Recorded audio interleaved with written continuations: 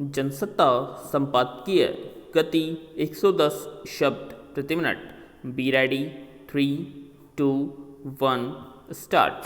प्रधानमंत्री नरेंद्र मोदी और अमेरिकी राष्ट्रपति जो बाइडेन के बीच हुआ सीधा संवाद दोनों देशों की एक दूसरे के लिए अहमियत बताता है। दोनों नेताओं के बीच यह वार्ता कई लिहाज से महत्वपूर्ण रही है। सबसे बड़ी बात यह है कि रूस यूक्रेन युद्ध के मुद्दे पर भारत की तटस्थता से अमेरिका जिस तरह परेशान है, उससे यह संदेश जा रहा था कि इसे लेकर दोनों देशों के बीच तनाव पैदा हो गया है। इस वार्ता के साथ ही दोनों देशों के बीच विदेश और रक्षा मंत्रियों के स्तर की 2+2 वार्ता भी संपन्न हो गई।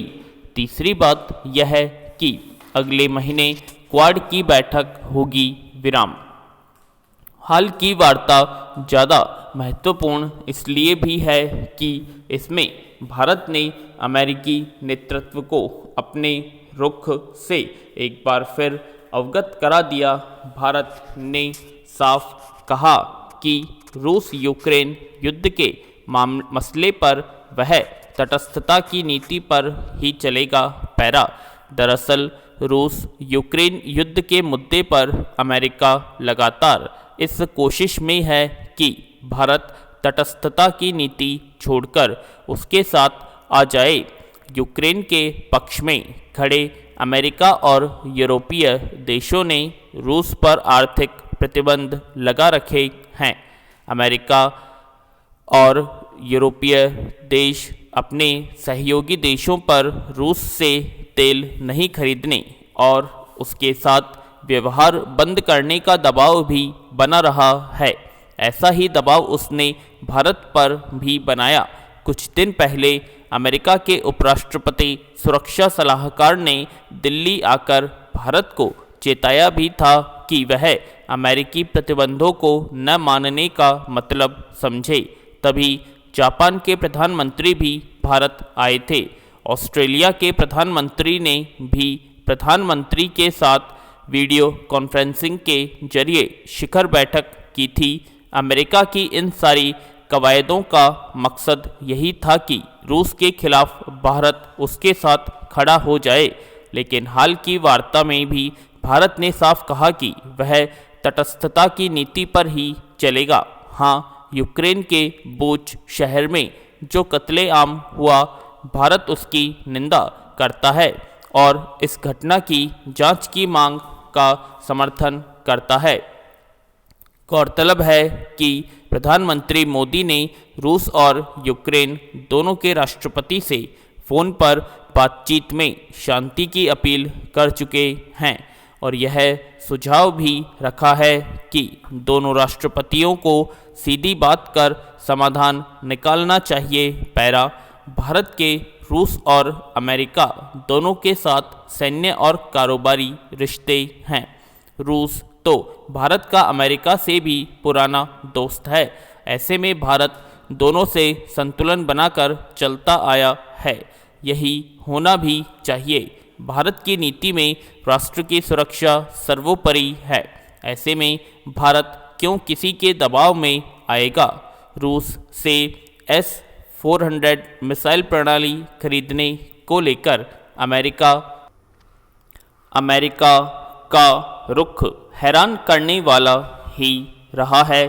भारत को जिससे ठीक लगे उससे व्यापार करे, तेल खरीदे, हथियार सौदा करे, इसमें किसी का दबाव क्यों होना चाहिए। हालांकि सुरक्षा परिषद में स्थायी सदस्यता और न्यूक्लियर सप्लायर ग्रुप NSG की सदस्यता के मुद्दे पर अमेरिका ने समर्थन दोहराने की बात कहकर अपनापन दिखाने की कोशिश की, जो वह पहले भी करता रहा है। मानवाधिकारों के मुद्दे पर भारत को घेरने की उसकी नीति में कोई बदलाव नहीं आया है। सच तो यह है कि वैश्विक राजनीति में अमेरिका भारत की उपयोगिता समझ रहा है इसीलिए उसने अपने चौगुटे में जापान और ऑस्ट्रेलिया के साथ भारत को भी रखा है। यह सही है कि दोनों देश शिक्षा, कारोबार, हथियार खरीद जैसे मामलों में एक दूसरे के सहयोगी हैं, पर वैश्विक दबावों और हितों के लिए अगर रिश्ते प्रभावित होने लगें तो फिर बेहतर संबंधों की बात बेईमानी ही लगती है। पैरा। रामनवमी के अवसर पर जिस तरह देश के अलग अलग हिस्सों में पथराव, आगजनी और हिंसा की घटनाएं हुई, वे किसी भी सभ्य समाज की निशानी नहीं कही जा सकती। सरकार बेशक नारों में सबको साथ लेकर विकास के रास्ते पर चलने का संकल्प दोहराती है, पर ऐसी घटनाएं दरअसल विकास के राह का रोड़ा ही साबित होती हैं। इन घटनाओं के लिए विश्व हिंदू परिषद ने अल्पसंख्यक समुदाय और वामपंथी नेताओं को दोषी ठहराया है। विराम।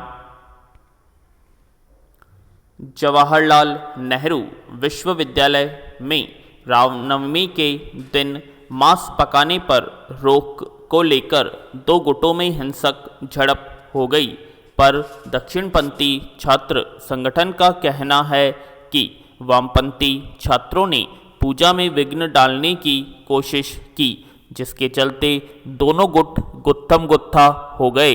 यह पहली बार था जब रामनवमी के दिन देश में 17 जगहों पर लगभग एक ही तरह से हिंसा भड़की और उसमें 2 लोगों की जान चली गई। कई लोग गंभीर रूप से घायल हैं। इसे महज इत्तेफाक नहीं माना जा सकता, इसके पीछे कुछ वजहें साफ है। पैरा।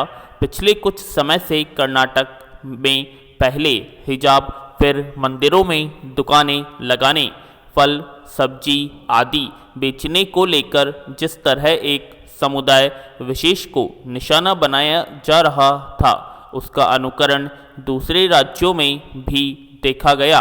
मंदिरों के सामने से अल्पसंख्यक समुदाय के लोगों को फलों सब्जियों की रेहड़ियां हटाने को कहा जाने लगा। फिर नवरात्र में मांस की बिक्री पर प्रतिबंध की मांग ने जोर पकड़ा।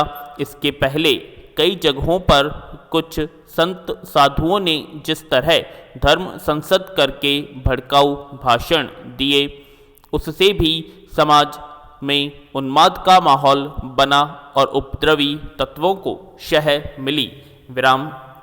हालांकि बताया जा रहा है कि कुछ जगहों पर शोभा यात्रा पर अल्पसंख्यक समुदाय की ओर से पथराव किया गया। अगर यह सच है तो यह उस समुदाय के नेताओं की जिम्मेदारी मानी जाएगी।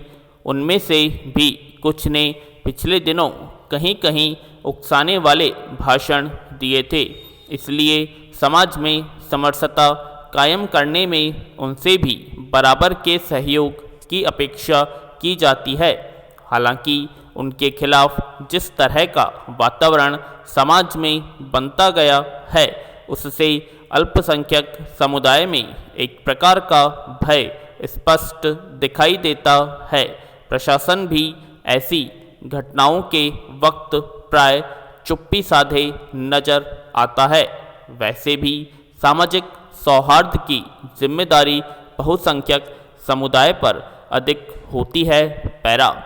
रामनवमी के दिन हुई घटनाओं की प्रकृति को देखते हुए स्वाभाविक ही कहा जा रहा है कि वे सुनियोजित थी, पर वे घटित हो गई तो यह संबंधित राज्य सरकारों और प्रशासन की लापरवाही का नतीजा ही कही जा सकती हैं।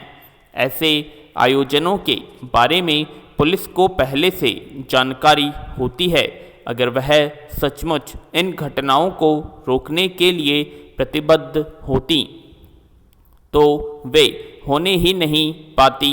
कई जगहों लोगों के आरोप हैं कि पुलिस मूक दर्शक बनी रही, फिर वे राज्य सरकारों इस तरह का माहौल बनाकर आखिर क्या हासिल करना चाहती हैं। जिन समाजों में आंतरिक तनाव लगातार बना रहता है, हिंसक घटनाएं होती रहती हैं, उनका विकास कभी नहीं हो पाता। विचित्र है कि ऐसी घटनाओं पर कानूनी कार्रवाई में भी शिथिलता देखी जाती है। सरकारों का कर्तव्य समाज में सौहार्द बनाना होता है, न कि उन्मादियों का संरक्षण करना। पूर्ण विराम।